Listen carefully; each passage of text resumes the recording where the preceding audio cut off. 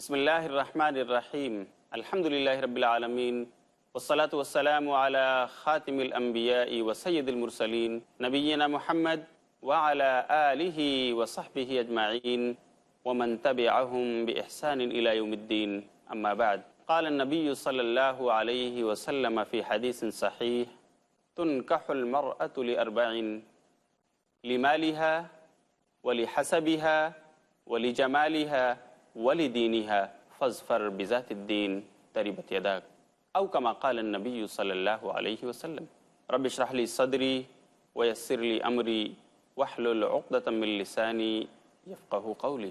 محترم ناظرین کرام، اس سیریز میں آج پھر سے ہم آپ کا استقبال کرتے ہیں۔ السلام علیکم ورحمۃ اللہ وبرکاتہ۔ اس پروگرام کے ذریعے ہم آپ کو ان گناہوں کی بابت آگاہی دے رہے ہیں جو اللہ اور اس کے رسول صلی اللہ علیہ وسلم کی نظر میں گناہ کبیرہ ہیں، یعنی یہ گناہ اگر کسی انسان سے سرزد ہو جائیں اور وہ اللہ سے سچی توبہ نہ کر لے، بغیر توبہ کے مر جائے، تو اللہ اس کو معاف نہیں کر سکتا۔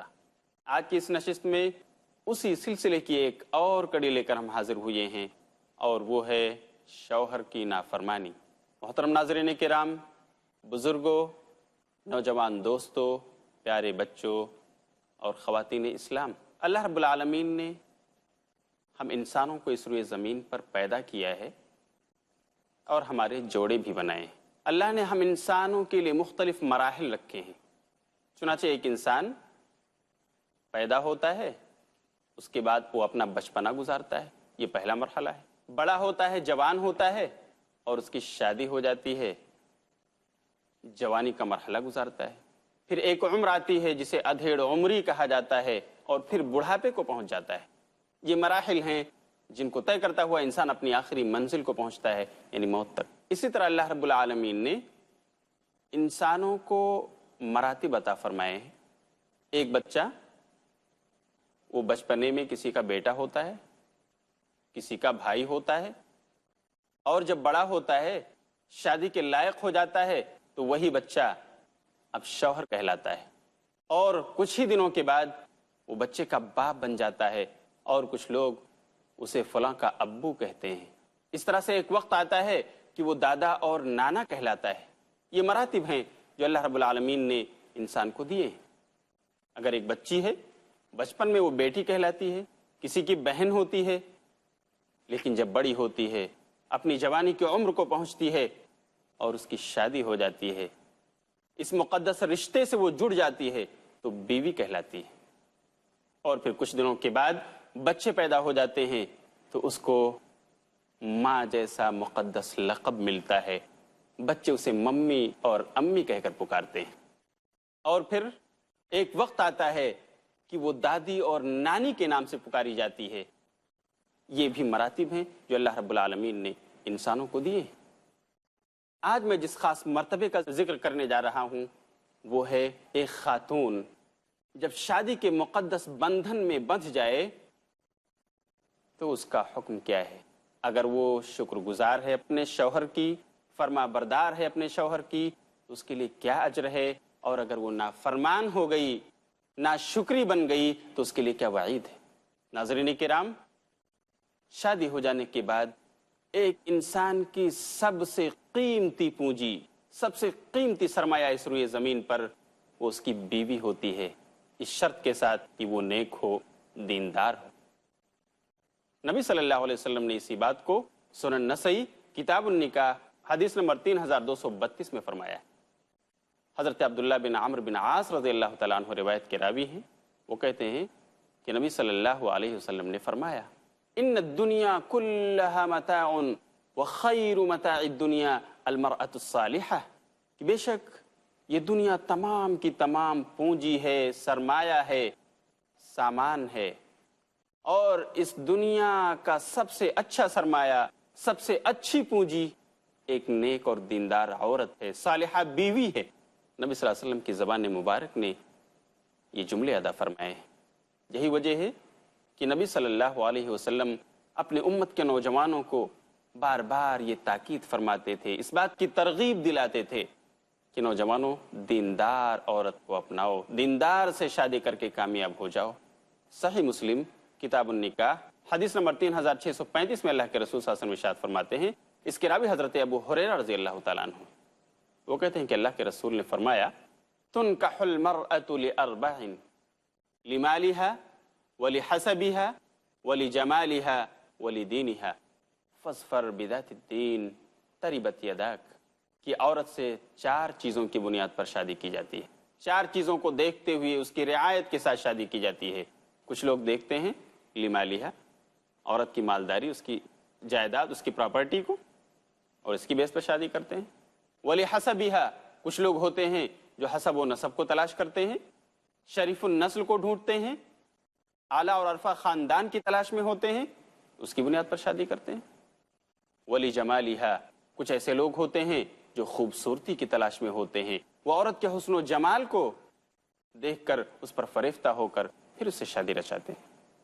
ولیدینها، اور عورتوں سے شادی کرنے کا ایک اہم سبب یہ بھی ہے، ایک اہم وجہ یہ بھی ہے، ولیدینها، ان کے دین کی وجہ سے، دینداری کی وجہ سے، صالحیت کی وجہ سے۔ اور اے ابو ہریرہ فاظفر بذات الدین، دیندار عورت سے شادی کر کے کامیاب ہو جاؤ، تربت یداک، تمہارے ہاتھ خاک آلود ہو۔ کیا مطلب ہے اس کا؟ نبی صلی اللہ علیہ وسلم نے نوجوانوں کو ترغیب دیا ہے کہ دیندار عورت سے شادی کرو۔ کیا اس کا مطلب یہ ہے کہ خوبصورت نہیں ہونا چاہیے، مالدار نہ ہو، حسب و نسب والی نہ ہو، شریف النسل نہ ہو؟ نہیں، ناظرین کرام، آپ اس بات کو اچھی طرح سمجھ لیں۔ جہاں نبی صلی اللہ علیہ وسلم نے ترجیح دینے کے لیے کہا ہے کہ تم اگر کوئی ایک ایسی عورت ملے جو دیندار ہے، خوبصورتی کے لحاظ سے تھوڑا کم ہے، تو کمپرومائز کر لو، کیونکہ دیندار تمہیں مل رہی ہے، صالح مل رہی ہے، فرما بردار مل رہی ہے، یہ تمہارے لیے دنیا میں بھی خوشی کا باعث ہوگی اور آخرت میں بھی تمہیں ملنے والی حوروں کی سردار ہوگی۔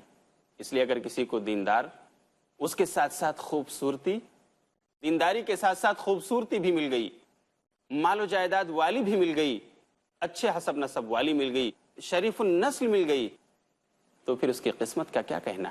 اس کا مطلب یہ ہے کہ ان 4 چیزوں میں سے اگر کوئی چیز تمہیں اختیار دیا جائے کہ تم کسے اختیار کر رہے ہو، تمہاری چوائس کیا ہے، تو دینداری یہ تمہارے مطمح نظر ضرور ہونا چاہیے۔ صرف مالداری کی بنیاد پر تم مت بہہ جاؤ، تم حسب و نسب کی طرف مت چلے جاؤ، اور صرف حسن و جمال کو، ظاہری حسن و جمال پر فریفتہ مت ہو جاؤ۔ دیکھو اس کا سیرت کیا ہے، اس کی کردار کیا ہے، کیونکہ سیرت و کردار کی اہمیت اسلام میں بہت ہے۔ اسی کو ایک شاعر نے اپنے ایک اچھے پیرائے میں بیان فرمایا ہے۔ شاعر کہتا ہے کہ خوبصورت چند روزہ اور خوب سیرت مستقل، خوبصورت چند روزہ خوب سیرت مستقل، اس سے خوش ہوتی ہیں آنکھیں، اس سے خوش ہوتا ہے دل۔ میرے نوجوان حاضرین، میں آپ سے بھی اپیل کرنا چاہوں گا کہ اگر آپ شادی کے بندھن میں بندھنے والے ہیں تو نبی صلی اللہ علیہ وسلم کی اس حدیث کو آپ اپنے سامنے رکھیں، اور دینداری یہ ضرور آپ کے مطمح نظر ہو۔ اگر آپ کو اس کے ساتھ خوبصورتی بھی مل جائے، مالداری بھی مل جائے، حسب و نسب والی بھی مل جائے، تو یہ آپ کی قسمت یہ سونے پر سہاگا ہے، 4 چاند آپ کی زندگی میں لگ جائیں گے۔ لیکن دیندار عورت کون سی ہے، اس کی پہچان کیا ہے، یہ ایک سوال پیدا ہوتا ہے۔ نبی صلی اللہ علیہ وسلم نے اس کا بھی جواب دے دیا ہے۔ ایک حدیث جو سنن نسائی کتاب النکاح حدیث نمبر 3231 ہے، جس کے راوی حضرت ابو ہریرہ رضی اللہ تعالی عنہ، وہ فرماتے ہیں کہ اللہ کے رسول صلی اللہ علیہ وسلم سے پوچھا گیا، اللہ کے رسول بتائیے، ای النساء خیر یا رسول اللہ کے رسول، عورتوں میں سب سے بہترین کون سی عورت ہے جسے بیوی بنایا جائے؟ کون سی عورت ہے جسے اچھا مانا جائے؟ بہترین کون سی عورت ہو سکتی؟ آپ نے جواب دیا، التی تسرہ اذا نظرا وتطیعہ اذا امرا ولا تخالفہ فی نفسها ومالها بما یکرہ۔ اچھی عورت وہ ہے کہ جس کو اس کا شوہر دیکھے تو وہ خوش ہو جائے۔ التی تسرہ اذا نظرا، کہ جب شوہر اسے دیکھے تو بیوی اسے خوش کر دے۔ وتطیعہ اذا امرا، اور اچھی عورت وہ ہے کہ جب شوہر اسے حکم دے تو وہ اس کی اطاعت و فرما بردار ہو، اس کی بات مان لے۔ وَلَا تُخَالِفُهُ فِي نَفْسِهَا وَمَالِهَا، اور اچھی عورت وہ ہے کہ جو شوہر کی مخالفت نہ کرتی ہو، نہ تو اپنے نفس کے بارے میں اور نہ ہی اپنے مال و جائیداد کے بارے میں، یعنی ایسی نہ ہو کہ وہ اپنی مال و جائیداد، اپنی پراپرٹی کو ایسی چیزوں میں خرچ کرتی ہو جس میں اس کا شوہر پسند نہ کرتا ہو، بلکہ وہ اس کا بھی خیال رکھے کہ اپنی جائیداد، اپنی پراپرٹی کو ان چیزوں میں خرچ کرے جس کو اس کا شوہر پسند فرماتا ہے۔ کس کی پہچان ہے؟ نیک اور دیندار عورت کی۔ عام طور سے ہمارے سماج میں دینداری کا تصور یہ ہے کہ جو نماز پڑھتا ہو وہ دیندار ہے، جو روزہ رکھتا ہو وہ دیندار ہے، جو حج کرتا ہو وہ دیندار ہے، جو صدقہ و خیرات کرتا ہو وہ دیندار ہے۔ لیکن میرے دوستو، ایک عورت کے لیے جو شادی شدہ ہو، دینداری یہ بھی ہے کہ وہ اپنے شوہر کی فرما بردار ہو، اس کی اطاعت شعار ہو، شوہر جب اسے حکم دے تو اس کی باتوں کو مان لے، اس کی جائز خواہشات کو وہ پوری کرے۔ ایسی عورت کے لیے نبی صادق المصدوق صلی اللہ علیہ وسلم نے اس دنیا ہی میں جنت کی بشارت دی ہے۔ کس عورت کو؟ کس خاتون کو؟ وہ جو اپنے شوہر کے جائز خواہشات، جائز تمناؤں کو پورا کرنے کی کوشش کرے، ان کی بات کو مانے۔ ایک حدیث جسے امام احمد نے مسند احمد جلد نمبر 3 میں نقل کیا ہے، حدیث نمبر 1661 ہے۔ حضرت عبد الرحمن بن عوف رضی اللہ تعالی عنہ روایت کے راوی ہیں۔ وہ کہتے ہیں کہ اللہ کے رسول صلی اللہ علیہ وسلم نے فرمایا۔ کیا فرمایا؟ میں آپ کو بتاؤں گا، لیکن وقت ہو گیا ہے ایک چھوٹے سے وقفے کا۔ ملیں گے پھر تھوڑی دیر کے بعد، تب تک انتظار کیجئے۔ السلام علیکم ورحمۃ اللہ وبرکاتہ۔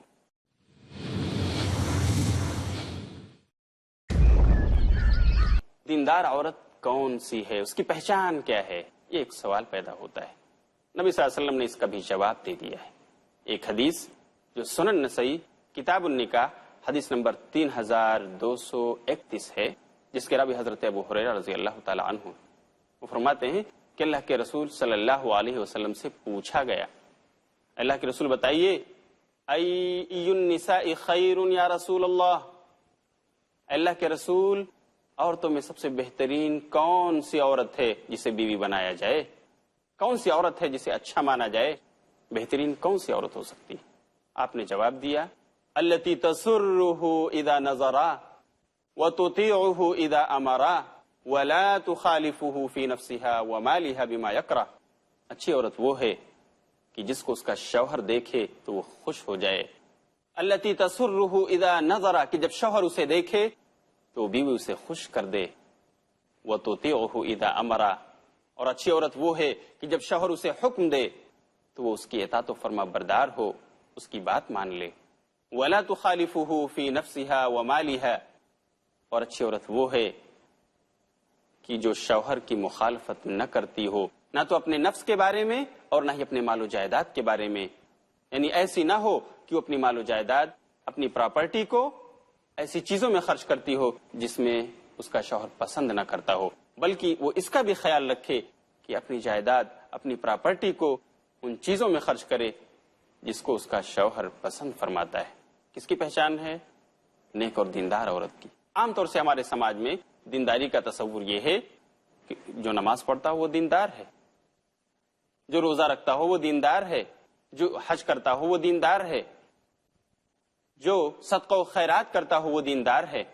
لیکن میرے دوستو، ایک عورت کے لیے جو شادی شدہ ہو، دینداری یہ بھی ہے کہ وہ اپنے شوہر کی فرما بردار ہو، اس کی اطاعت شعار ہو، شوہر جب اسے حکم دے تو اس کی باتوں کو مان لے، اس کی جائز خواہشات کو وہ پوری کرے۔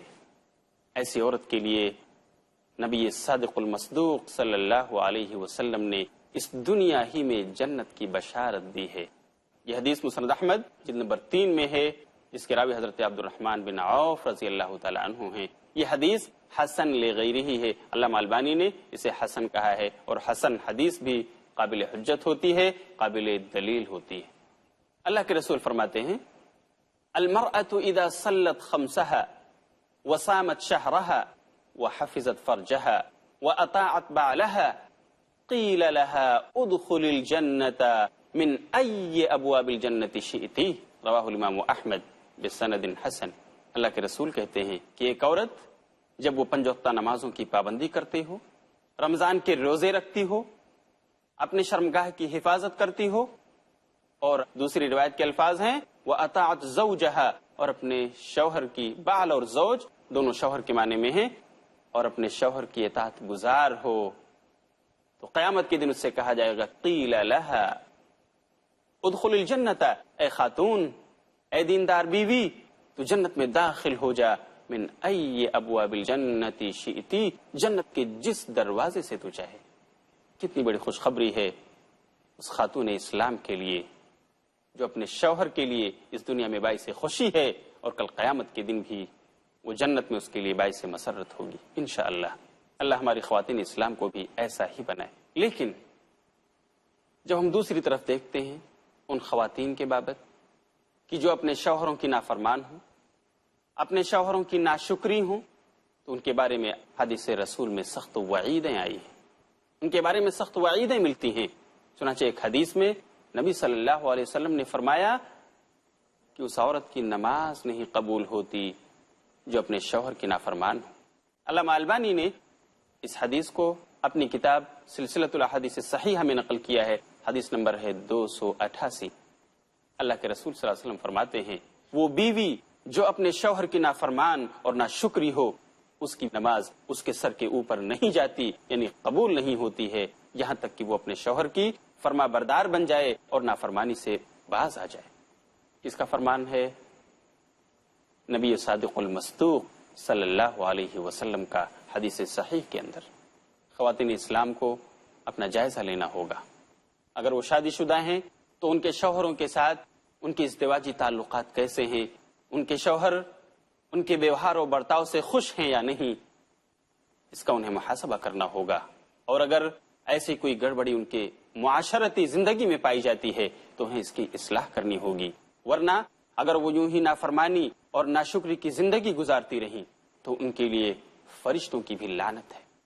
ایک حدیث جسے امام بخاری اور امام مسلم دونوں نے نقل کیا ہے، نبی صلی اللہ علیہ وسلم فرماتے ہیں اذا دعا الرجل امرأته الى فراشه فابت فبات غضبانا لعنتها الملائکة حتى تصبح، رواہ البخاری و مسلم، کہ ایک آدمی جب وہ اپنی بیوی کو اپنے بستر کی طرف بلائے اور اس کی بیوی انکار کر دے، نہ آئے، تو فرشتے اس پر لعنت بھیجتے ہیں، لعنت الملائکۃ حتی تصبح، اور یہ فرشتوں کی لعنت اس وقت تک ہوتی رہتی ہے اس پر جب تک صبح نہیں ہو جاتی۔ یعنی اس عورت پر جو اپنے شوہر کے بلاوے پر اس کے بستر پر نہ جائے، اس کی جائز خواہشات کو پوری نہ کرے اور یوں ہی وہ اکڑ جائے، مکر جائے، تو فرشتے اس پر صبح تک لعنت بھیجتے رہتے ہیں۔ حضرین کرام، آپ اندازہ کریں کہ یہ کتنی بڑی وعید ہے ایسی خاتون کے لیے جس کا شیوا ناشکری ہے، جو اپنی زندگی نافرمانی میں بسر کر رہی ہے، اسے اپنے شوہر کی خوشی اور اس کی مسرتوں کا کوئی خیال نہیں، بس جوں توں اس کی زندگی گزر رہی ہے اور اسے کوئی خیال نہیں۔ تو ایسی ناشکری عورت کے بارے میں ایک وعید اور ہے جسے نبی صلی اللہ علیہ وسلم نے حدیث صحیح میں سنایا ہے۔ علامہ البانی نے سلسلۃ الاحادیث الصحیحہ حدیث نمبر 289 میں ذکر کیا ہے کہ نبی صلی اللہ علیہ وسلم نے فرمایا لا ينظر اللہ الی امرأۃ لا تشکر لزوجها وهي لا تستغنی عنہ، کہ اللہ رب العالمین قیامت کے دن اس عورت کی طرف نظر تک نہ اٹھائے گا جو اپنے شوہر کی نافرمان ہو، جو اپنے شوہر کی ناشکری ہو، وہی لا تستغنی عنہ، حالانکہ وہ اپنے شوہر سے بے نیاز نہیں رہ سکتی، بہرحال اسے اپنے شوہر کی ضرورت ہے اور اسے اس کے ساتھ زندگی گزارنی ہے، اس کے باوجود وہ اپنے شوہر کے ساتھ نافرمانی کا معاملہ کرتی ہے، ناشکری کرتی ہے، تو قیامت کے دن اللہ اس کی طرف نظر تک نہ اٹھائے گا۔ یہ سخت وعید ہے جو حدیث رسول میں اس خاتون اسلام کے بارے میں وارد ہے جو اپنے شوہر کی نافرمان ہو۔ لیکن آج ہمارے معاشرے کی خواتین نہ تو وہ نماز کی پابندی کا اہتمام کر رہی ہیں، نہ ہی اپنے شوہروں کے بارے میں جو ان کے حقوق ہیں اس کی رعایت کر رہی ہیں، نہ ہی انہیں اپنے شوہروں کی جائز خواہشات کا کچھ خیال ہے، گویا وہ یوں ہی حیوانوں کی طرح زندگی بسر کر رہی ہیں اور اپنی خواہشات نفس کو اپنے شوہروں سے مٹا رہی ہیں، اور اس کے علاوہ لگتا ہے ان کا کوئی اور مقصد نہیں۔